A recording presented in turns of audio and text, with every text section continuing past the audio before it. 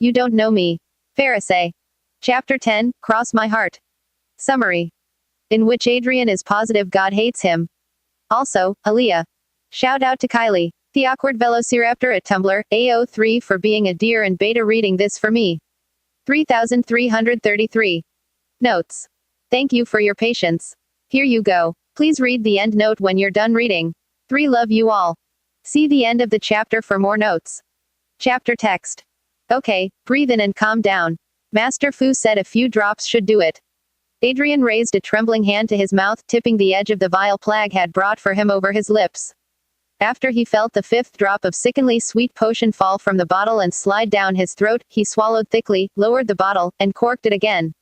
He closed his eyes for a moment, letting the potion take effect and feeling the last remnants of pain slowly ebb away from his chest, relief spreading down his limbs. With a sigh, he opened his eyes again. He sat on the bathroom floor, back against the closet. He released a shaky breath, his eyes unfocused as he stared at the tiling on the floor, pointedly avoiding looking at the toilet in front of him. His skin was still ghost white, save for the dark circles under his eyes, rivulets of sweat sliding down his temples.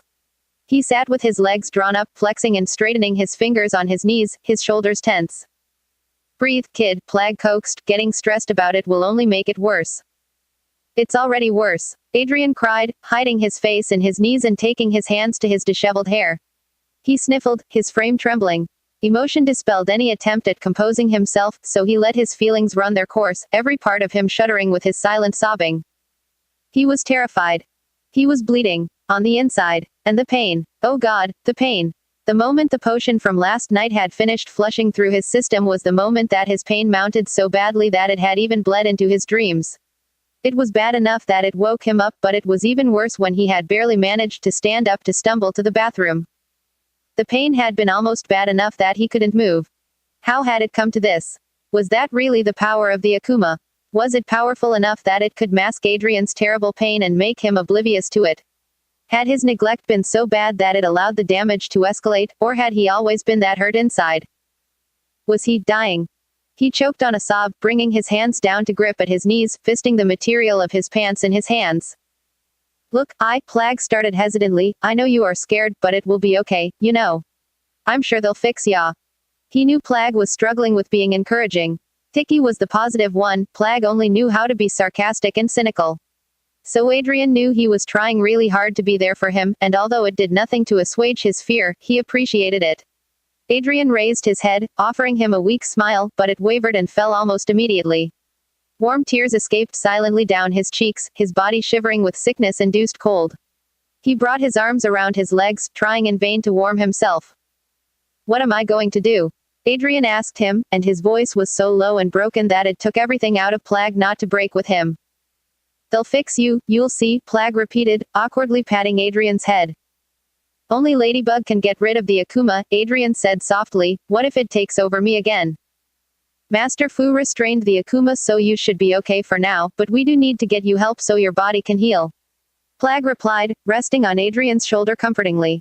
That way you'll be able to punch the Akuma in the face if it rears its ugly head again. What if I don't get better, though? What if I can't fight anymore? Adrian asked, his eyes glassy and his voice quivering. What if I DD? He couldn't finish. Another wave of fear gripped him and his eyes widened, body shuddering with the realization of what he was about to say. Hey, listen to me, Plague said sternly, sensing Adrian's anxiety and flying off his shoulder to pull on his hair till he raised his head. Stop talking like that. You're not gonna die, okay? I'm not letting you die, ever. You are stuck with me, and that's that. Understand? Adrian gave a watery chuckle, is that a promise? Yeah, cross my heart, Plague said, crossing a paw over his chest, but only if you promise to do your best to get better and not do anything dumb and reckless that will probably make Tiki yell at us, got it? Adrian found it in himself to laugh. Got it. Nah, cross your heart too. Plague insisted, floating in front of him and crossing his arms over his chest stubbornly.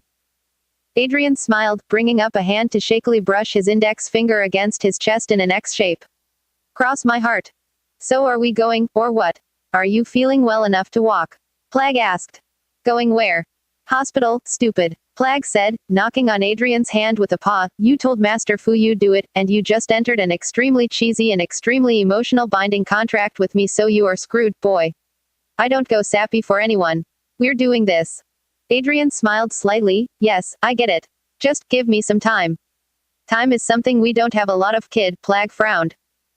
Adrian looked dubiously at his arm.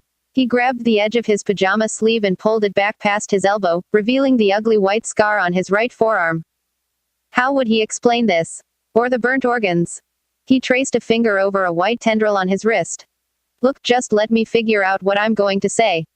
Adrian pleaded, if I go alone, they will just call my father or Natalie and just give me a day to figure it out. A day. No more. And even if your dad, aka, Mr. Control Freak, finds out, you're not backing out, okay? Plag said, pointing accusingly, you have me. You won't lose anything while I'm around, got that? Right, said Adrian, and although he was still afraid of the possibility of losing his coveted freedom, his fear over losing his life won out. The dead could not love the living, after all, and if Adrian ever hoped to love Marinette as she deserved, and be loved back in return, he needed to be alive for that. And he had promised the ladybug in his dreams that he'd live and wait for her. Even though he knew she was just part of a dream, she felt real to him. Regardless if it was just a promise to a figment of his imagination, it held unbelievable weight for him, and he would uphold that promise. His lips began tingling as he finally gave himself the chance to recall his dream, fingers brushing tenderly against his mouth. Ladybug's sweet kiss had been utter paradise, and he longed for the day he could experience it for real, if he was allowed. For now, his dreams would do, and he'd look forward to every night to dream with her again, even if he had to down another vial to knock himself out. These dreams had become the only respite from his torment. Adrian struggled to his feet, using the wall for balance. What are you gonna do now? It's Sunday, so you don't have any dumb appointments or photo shoots. It's fair game, Plag pointed out as Adrian trudged back to his bed, back hunched. Adrian sat down on the mattress with a sigh, grabbing his cell phone from the bedside table with one hand, and pulling the drawer open with the other. He stashed the vial inside the potion bag he kept inside, idly noticing something sparkly and green in the dark recesses of the drawer just behind the bag. Curious, he reached in blindly. I don't know. I think I need some air, maybe patrol a bit. Adrian trailed off, flicking through his phone for any messages or reports from the lady blog, though he wasn't really paying attention. When the fingers on his other hand closed on the object he sought, he retracted his hand, pulling out something light and stringy. He turned his hand over, finding an odd but familiar charm on his palm. It was a bracelet made with red string. A big, green stone sat in the middle, decorated with pink and yellow beads on either side. Well, why don't you try playing with it? The memory filtered into his mind, unbidden. Marinette's lucky charm. Adrian's heart squeezed painfully. I don't know if patrol is a good idea right now, Plag said after Adrian had gone silent. You can barely stand. Adrian's features softened, his fingers closing on the charm as he pressed it to his chest. Something stirred in him, something warm but aching. He felt a craving for something that could soothe the longing in his chest. Something that could soften the vice around his heart. Something that could ease the sadness in his spirit. No, you're right, Adrian said in a tight voice, quickly flicking up the contact list on his phone, and dialing a familiar number. I need something else. She was up there again. She sat on a metal beam, high above the ground, on the last deck on the Eiffel Tower, overlooking the scenery around her. She wore nothing but a light pink dress decorated with white flowers. She was completely barefoot, and her hair lay loose over her shoulders. The cool breeze blew gently, tousling her midnight hair, her blue eyes set on the horizon. The city of Paris was gone. It was only the Eiffel Tower, standing proud in the middle of a flower field that extended eternal in every direction, the grass a bright and vibrant green. She heard whispers in the breeze, unintelligible, but soft and familiar. She had no idea where she was, but the voices kept her at peace. At times, when she felt cold, someone would grab her hand. She would turn and look at the person, but a shadow covered their face, their features lost to her. They had a male voice. It was young, soothing, and gentle. It set her heart aflutter. She would stand to greet him then. Although this boy was a stranger, she trusted him with her life. He'd whisper something kind, then bow to kiss her hand. She would blush as a warm feeling flooded her. He would then pull her over the edge of the tower, gently floating down with her. They would touch down on the grass, soft and lush. Princess was the only word she could discern in his garbled speech, the rest of the words flowing in the air with a strange echo, sounding foreign as he faded with the wind. More voices would flow in then, and although she could not understand the words, she got their meaning. The strange thing was that smells and feelings usually accompanied these voices, and it was for this alone that she could recognize them. When she smelled cookies and dough and felt the softness of flour under her toes, she knew it was her papa. Big and strong, but soft, like a big teddy bear. Her precious papa. She loved him so. She'd feel the warmth of his embrace, even if his arms were not really around her, but she'd feel it, and she'd smile, happy, content, and protected. Then, when she smelled lavender and cinnamon, and felt the softness of petals from the most beautiful peach trees against her legs, she knew the voice to be her maman. She felt the sweet caress of her gentle hand against her face, and felt her warm fingers thread through her hair, although she could not see them. She would snuggle to the wind, feeling as the breeze pulled in around her as if she was but a babe again, carried in the arms of her beautiful mother, her voice like a lullaby in her ears, lulling her into dreams of being loved, cherished, and safe. But there were other voices, some of which she couldn't place, but their sense and feelings were there, buried deep within her. There would be a female voice. Happy, headstrong. She'd feel the tickle of dandelions on her feet, and catch the scent of hibiscus in the air. She'd feel a surge of energy, feel the brush of an arm around her shoulders, and catch the sweetness of her laugh in her ears. She would laugh alongside the voice, feeling adventurous, like she could do anything in the world. She couldn't place a face with this voice, but it felt familiar, and she trusted her. Her voice would often be accompanied by one other, one that felt like electricity, mixed with the smell of orange and body cream. She would feel like laughing when she heard this voice, wanting to dance to a soundless tune while she felt the smoothness of a dance floor under her bare feet. A strange voice for sure, but welcome, and also familiar. Hibiscus and orange mixed in tandem in a splash of floral smells, and she was happy, feeling alive and energized. But then, there was this other voice. The voice of the boy that would float her down and root her to the grassy plain, the voice who would call her princess and kiss her hand with as much reverence as one would a queen. When this voice permeated the wind, she felt the sweet caress of sunlight bathing her skin in its all-enveloping warmth. Sometimes, rare times, he smelled creamy, like cheese, but most times, he carried with him a scent of cleanliness, like a body fresh out of a shower, with a subtle mix of sweet vanilla and honey that flowed into her like steam wafting up from a warm cup of milk in a rainy day. She would breathe in this scent, slow and deep, feeling as though she was lying against a warm chest, the feel of fresh, soft clothing under her fingers, and the weight of warm arms flowing around her frame. She'd feel a subtle press against her cheek, and feel the waves of warmth that it would send spreading through her. She wished she could see his face, but feeling him, smelling him, was enough. She would feel like lying on the soft grass under the spring sun that reminded her of him, surrounded in a cocoon of gentleness, feeling loved, wanted, missed. Aaliyah flicked through her phone with a pensive frown, scrolling down all the attack reports filtering through the lady blog as the bus drove down Gottlieb Street. The new system she was using to file reports was proving to be extremely effective. Not only were the reports now categorized by type: Akuma attack, burglary, robbery, fire, etc., but they could also be sorted by urgency. 1 yellow flame was less urgent, 5 red flames, extremely urgent. If the user had location services turned on, they could even put a pin on the blog's map to locate their emergency, making it easy to track them down and allowing anyone to filter the pins on the map by type. She was pretty proud of it actually, having finished the framework in one night. But now, she frowned not at her work, or at the quantity of situations being reported, which were more than usual now that people had gotten a hang of her site, but at the nature of some of them. Apparently, a bunch of mysterious fires had sprouted across the city around the 17th and 18th arrondissement since early morning, their source unknown. All users could report was that a roaring sound like thunder would usually break the silence before someplace nearby burst into flames for seemingly no reason.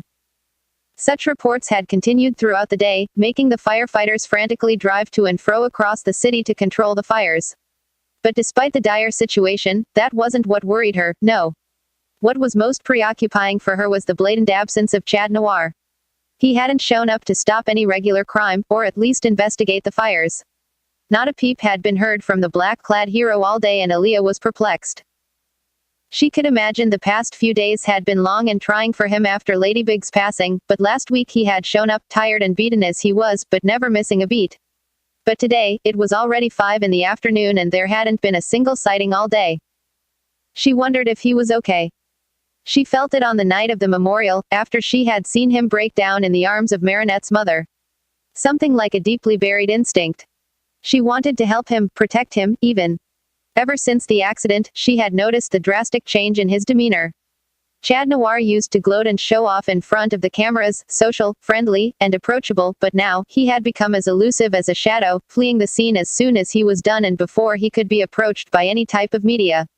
He had isolated himself from the world, and despite his bold and encouraging words 2 nights ago, Aaliyah had begun to fear they were losing him as well. He was the one hero they had left, and she felt a fierce determination to be of utmost help to him, not only to honor Ladybug's memory, but to help out someone she thought was a lonely boy dealing with his grief alone. She wished she could talk to him, to ask him how he was doing, ask if he needed anything. Did he have any family? Any friends? Was there anyone he could talk to about what scared him? About how difficult fighting was? What Ladybug's absence felt like? It pained her to think he was completely alone. Give me a sign, she muttered under her breath, scrolling past another fire report. Her phone suddenly vibrated as a notification popped on the top of her screen. 5:12 p.m. Adrian, I'm here. She quickly typed a response. 5:12 p.m. Aaliyah, okay, going around the corner, be right there. Talking about strange demeanors, Chad Noir had not been the only one acting up lately. Aaliyah noticed Adrian had also begun to behave strangely, but she kind of had an idea why. Aaliyah knew Adrian cared about Marinette, but she never could have guessed his feelings ran so deep to the point he had been affected both emotionally and physically by her condition. What else could it be? He had only began to exhibit signs of being unwell after they were told Marinette was in a coma. The timing was too much of a coincidence to be anything else. Did Adrian feel something for her best friend?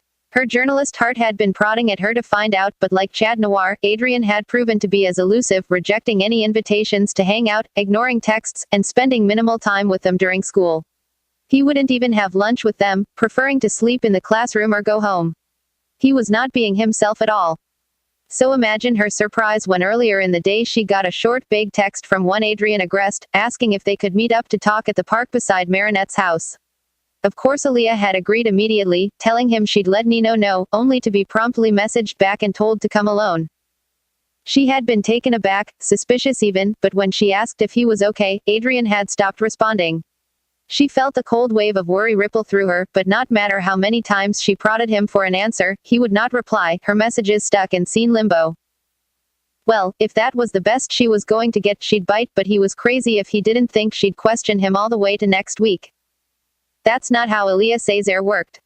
The bus slowed to a stop and Aaliyah stood up, getting off at the corner around the bakery. As the bus drove away, she adjusted the purple scarf around her neck, tightening her brown jacket around her as she walked around the bend to the park. The chilly, rainy days of the last weeks of October were creeping just around the corner, prompting the switch to warmer clothes. She looked around the park for a familiar face. She spotted him a few meters away, hiding under the shadow of the tree he was leaning against, checking his phone. Seeing Adrian be so sneaky set off all kind of alarms in her head, but she decided to ignore it for now. Approaching him amicably was better to gain his trust than outright barraging him with questions, she supposed. Hey, she called, waving at him. She saw him jump and snap his head around to look at her, eyes fearful. He only seemed to relax after recognizing her, his shoulders sagging as he let out the breath he was holding. Damn, Aaliyah thought.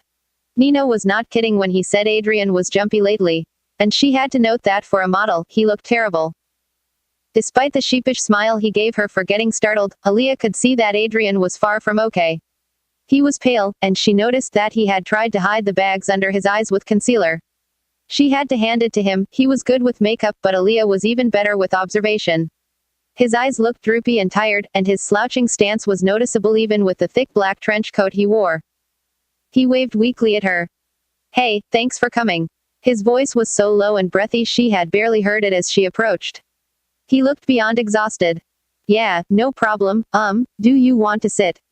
She said, pointing at the bench behind him.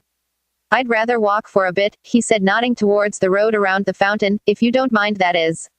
I've just been sitting all day, so I thought I'd walk around a little, get some air, you know. Get some air. You need an oxygen tank, Aaliyah thought with a raised brow, noticing how Adrian breathed very deeply every time he spoke, as if it was a great effort. Are you sure? You look tired. Positive. All right then, lead the way, she said, shrugging and joining him at his side as he began walking down the road. They walked in complete silence for a bit. He was looking straight ahead, lost in his thoughts, but Aaliyah's attention was entirely on him as she observed him from the corner of her eye. She could see the occasional falter in his step, and the way he kept his lips slightly parted to breathe through his mouth. Nino is really worried about you, you know. Aaliyah said, breaking the silence, he thinks you're still upset at him for the Akuma comment. You won't answer his calls or texts since then.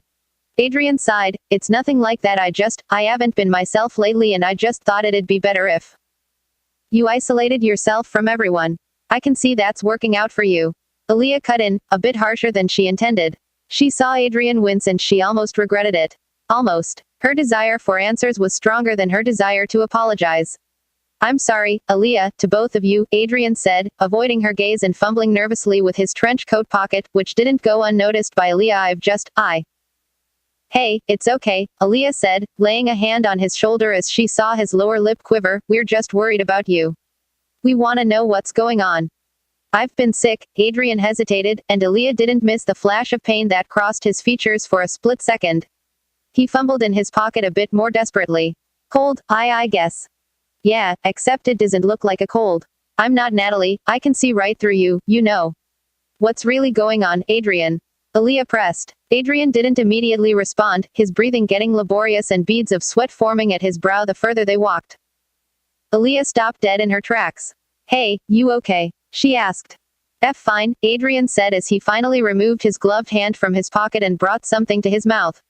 He quickly took a swig from what appeared to be a glass vial and promptly hid it back in his pocket. His features relaxed considerably, his mouth parting in a sigh. Now Aaliyah was really concerned. Okay, sit, she said finally. No, it's fine, Raouf.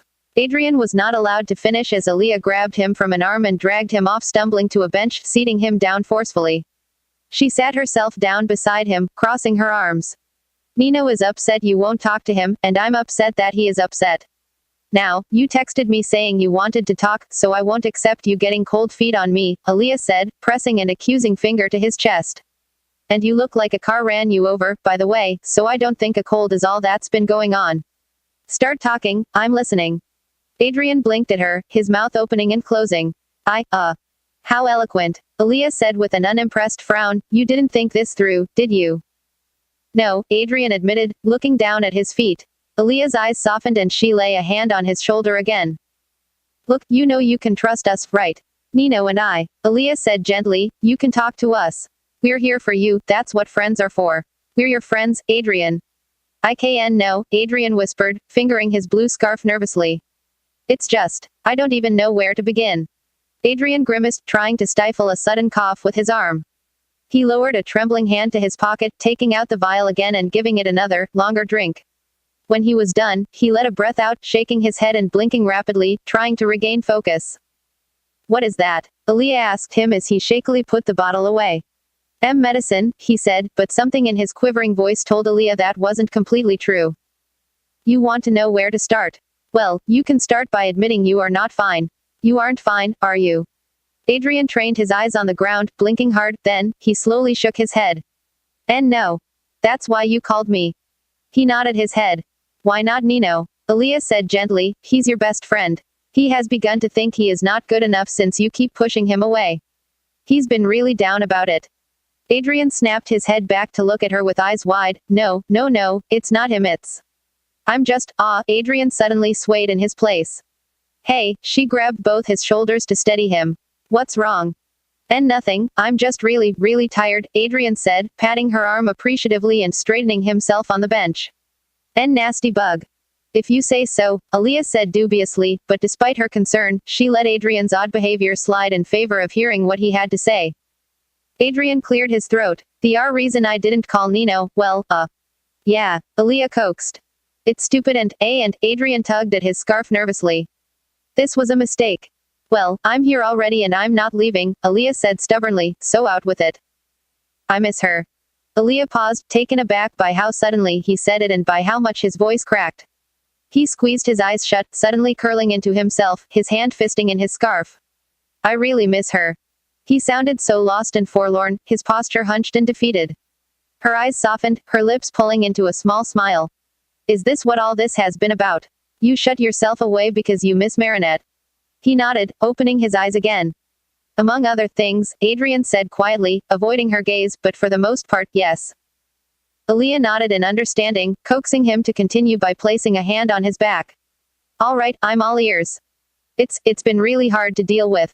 And I needed to talk to someone that would understand, Adrian continued softly, his voice surprisingly steady even though he still looked beyond ill. Nino is fantastic. He's the best friend I've ever had and he is super supportive, but I think you're the only one who would know how it feels. How do you do it? He turned to look at her expectantly, his eyes glassy. Aaliyah's smile turned sad and she raised a hand, gently patting his hair. Adrian shivered, not because he was uncomfortable, but because of how warm and comforting it felt. I just feel she wouldn't want me to let go, Aaliyah said, and you have no idea how badly I miss her, too. She was my first friend. There's not a day when I don't wish she was around. In fact, Aaliyah chuckled suddenly, it's really dumb, but there's this thing I've been doing. What? Adrian asked, his head cocked in curiosity. I text her. You text her? I never expect a reply, of course, but every day, I text her what I did throughout the day. Everything that has happened, what we've been learning at school, the movies I've watched, all the scoops I've gotten, you know, how we used to do. But why? Adrian asked, perplexed. It helps to cope. Plus, when she wakes and she will wake, Aaliyah said confidently, I want her to read them and see that she was thought about every day. I want her to realize how much she is appreciated and how it doesn't matter what happens, she will always be my best friend. I want her to wake up knowing she was surrounded by people who loved her while she was away. Adrian's lips formed a little O and he nodded in understanding, a smile playing on his lips at Aaliyah's heartfelt gesture. That's actually pretty nice. Thanks, Aaliyah said with a smirk, she needs to be told often. Marinette can be quite oblivious, like someone else I know, she looked pointedly at him. Adrian shrunk under her gaze, what do you mean? You know, I've been wondering, Aaliyah said quietly, putting an arm around his shoulder to prevent him from moving further away, do you like Marinette? The question surprised him and his eyes widened slightly. I'll like her. I mean, you've been acting all weird ever since the accident, so I got suspicious and I was meaning to ask you that. She leaned closer to him, looking him straight in the eye with a grin. Well, do you? Aaliyah, you are doing the journalist thing. Adrian tried to edge away, feeling like a deer in headlights under Aaliyah's inquisitive stare. And if you don't want me to go full journalist, you will answer the question, Aaliyah said, nudging his side insistently. Well. Adrian took a deep breath, fingers curling anxiously around the edge of the bench. Well, this was as good time as any to get it out. I do love her, Adrian whispered shyly, tearing his eyes away from Aaliyah's and rubbing his arm sheepishly.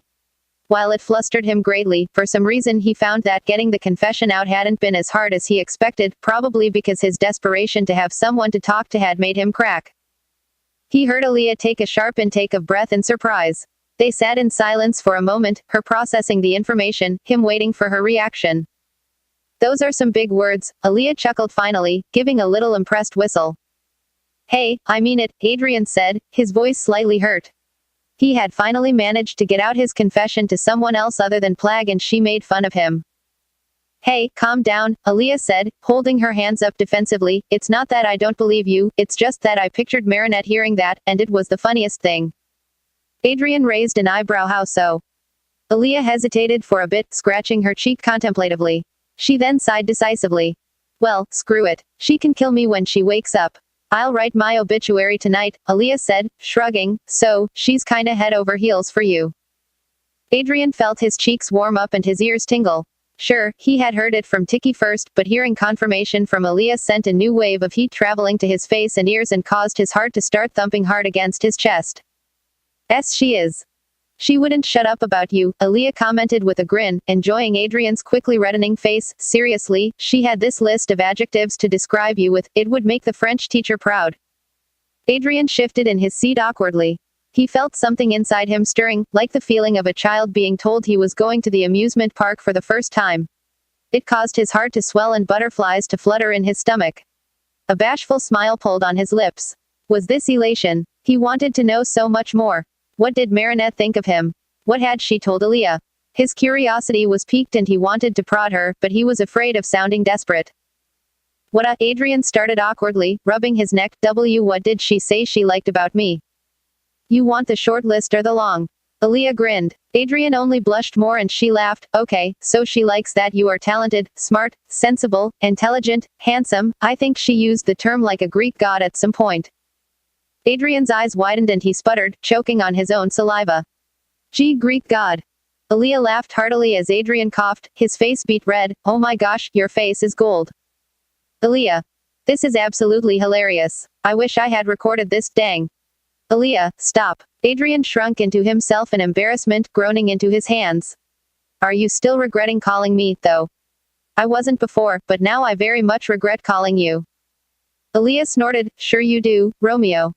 Adrian could practically feel the steam blowing out of his ears.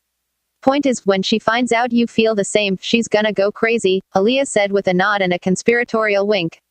In fact, I volunteered to organize your wedding.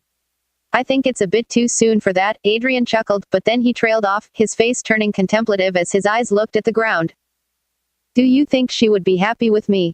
Adrian asked quietly. His eyes, which had previously shone with mirth despite his embarrassment, now seemed to fill with doubt. He turned to Aaliyah for reassurance, looking in her eyes for further confirmation that yes, Marinette loved him, and when she woke, perhaps they would get a chance at being happy together.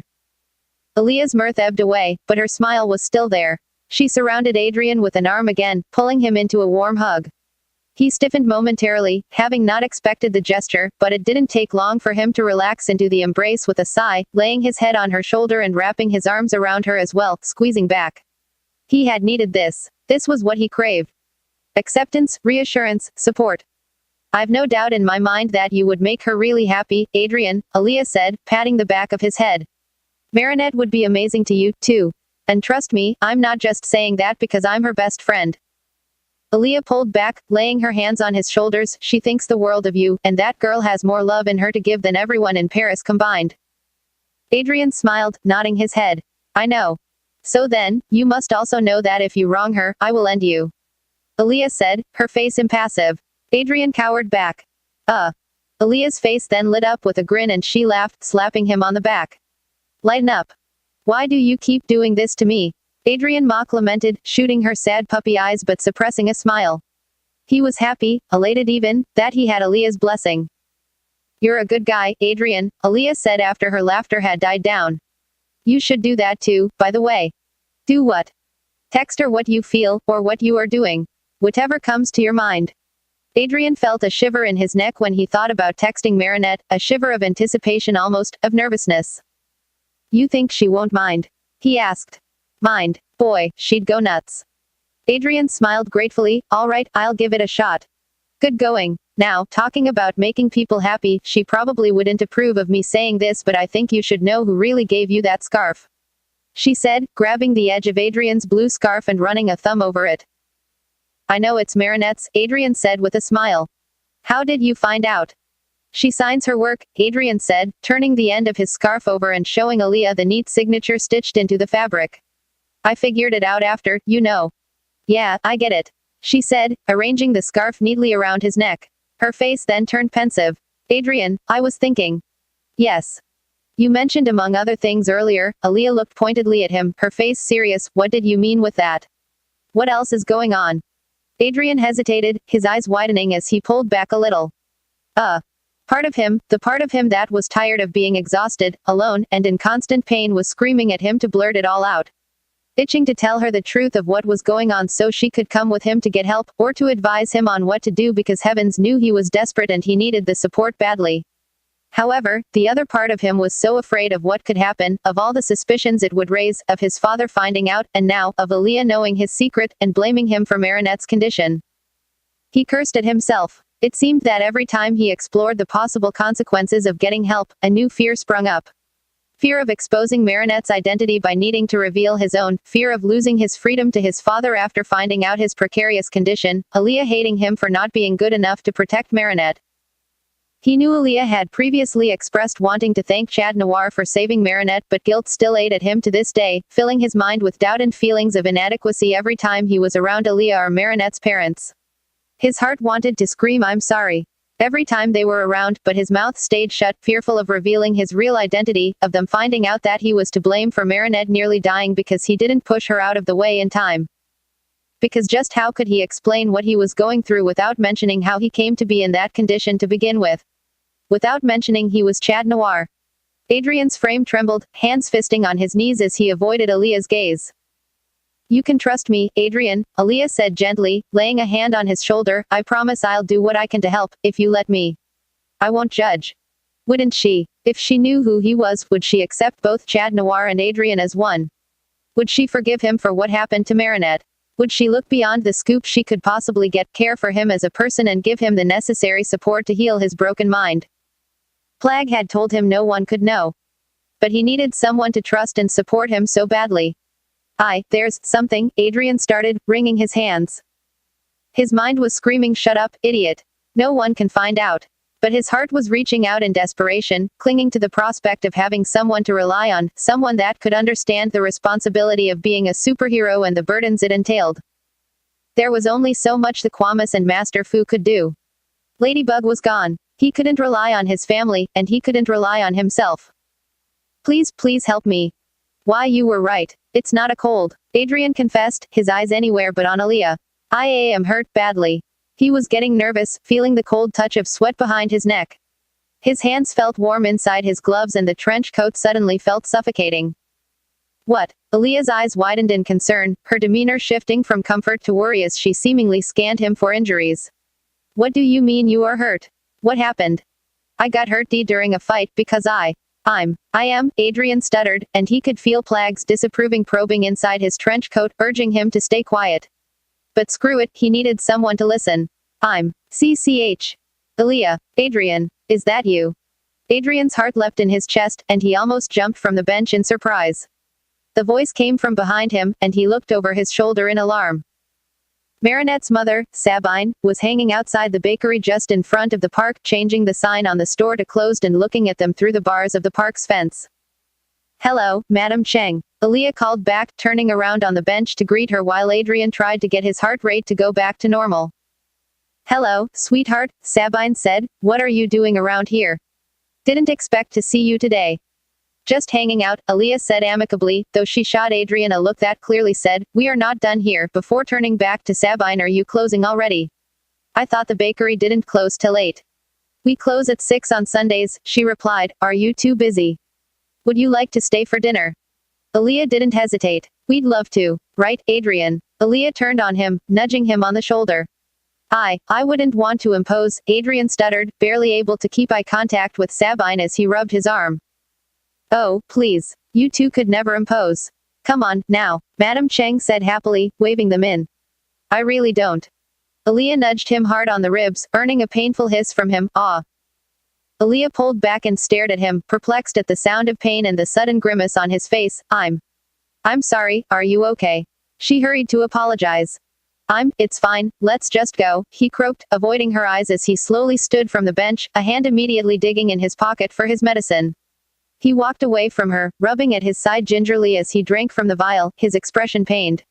Aaliyah followed shyly behind him, her eyes trained on the back of his head, brows knitted together in a worried frown.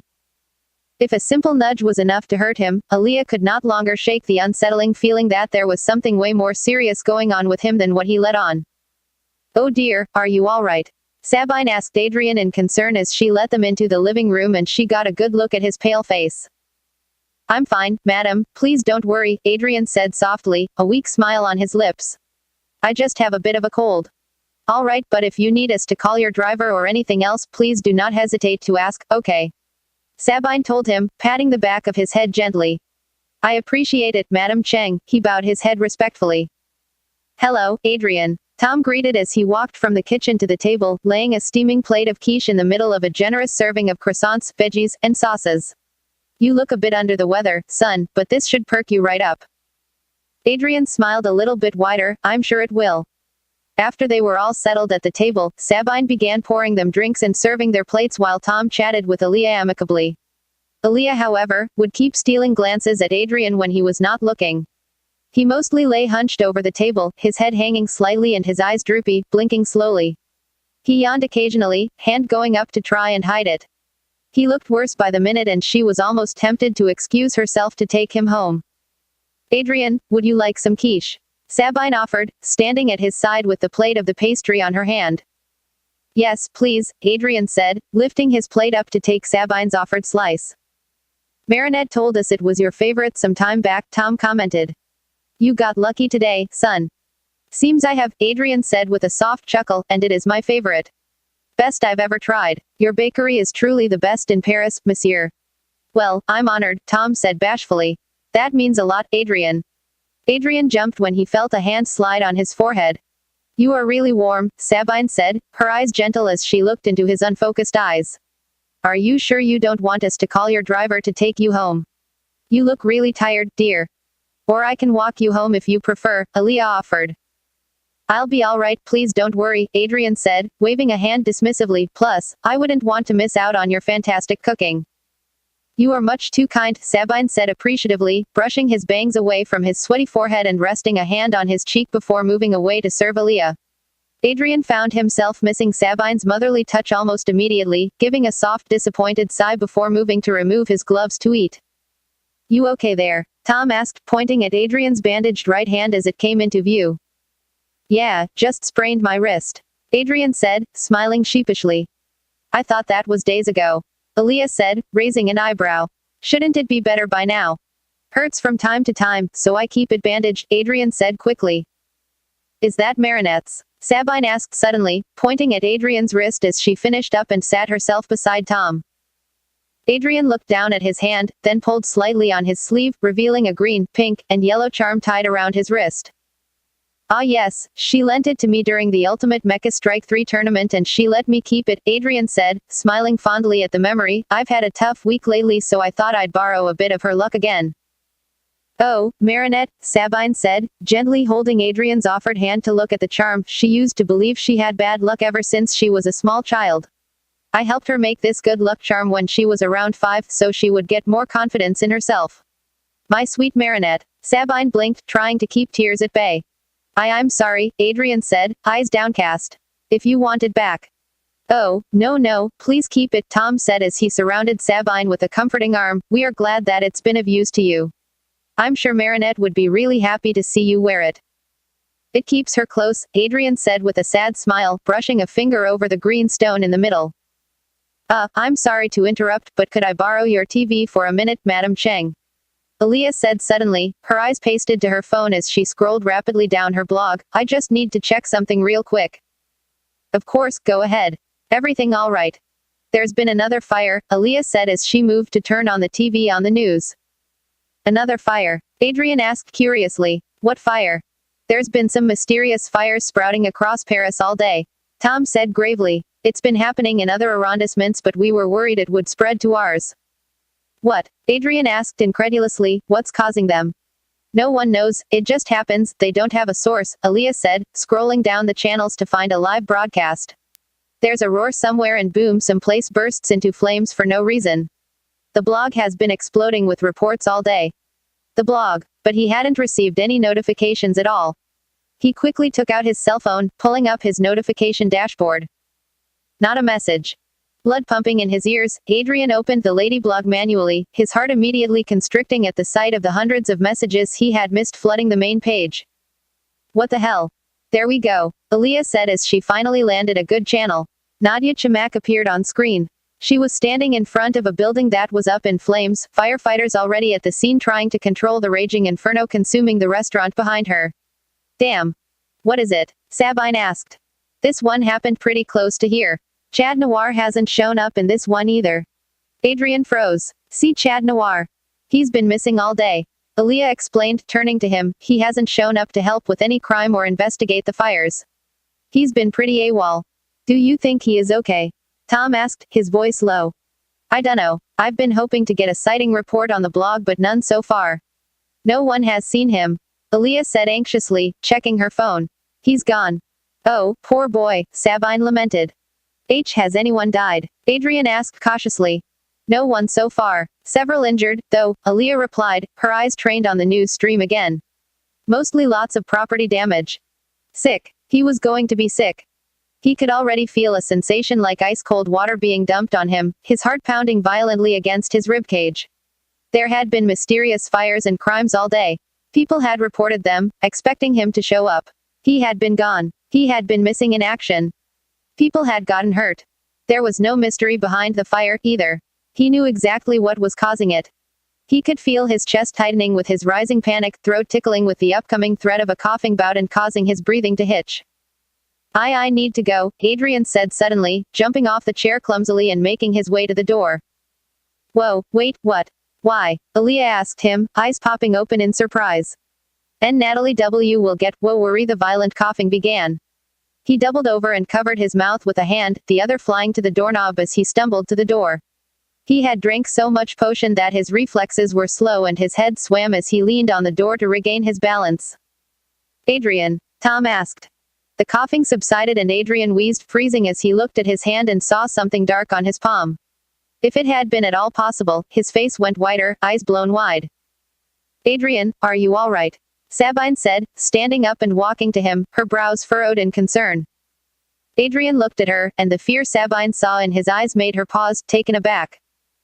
I'm so sorry, Adrian whispered, his eyes glistening as he opened the door and he dashed down the stairs, all but crashing against the front door before he disappeared into the streets. He ran and ran, never looking back, ignoring Aaliyah's calls. He ran until he found a dark alleyway to hide in, slinking in and leaning his back against the brick wall before his knees gave out and he slid down to sit on the floor, panting. His heart was beating hard in his chest, lower lip quivering. He wiped at his lips with a sleeve desperately, trying to brush away the splatter of red on them. Plag came flying out of his trench coat, green eyes worried. Wow, what was all that about? Why are you freaking out? The fires. It's what? Adrian turned to look at Plag, eyes wide and glassy, pupils shrunk in horror. It's an Akuma. Notes. There's no rest for the wick, the cinnamon rolls. On that note, guys, no matter how much you tell me update now, I can't. I update the moment I'm finished with a chapter. I cannot tell you when I will update now. I don't have a schedule. I post whenever I'm done. Please don't rush me. It only stresses me out and blocks me, which only slows down my writing. I appreciate your enthusiasm, but leaving comments just to rush me or asking when the next chap is coming are a bit discouraging. Thanks.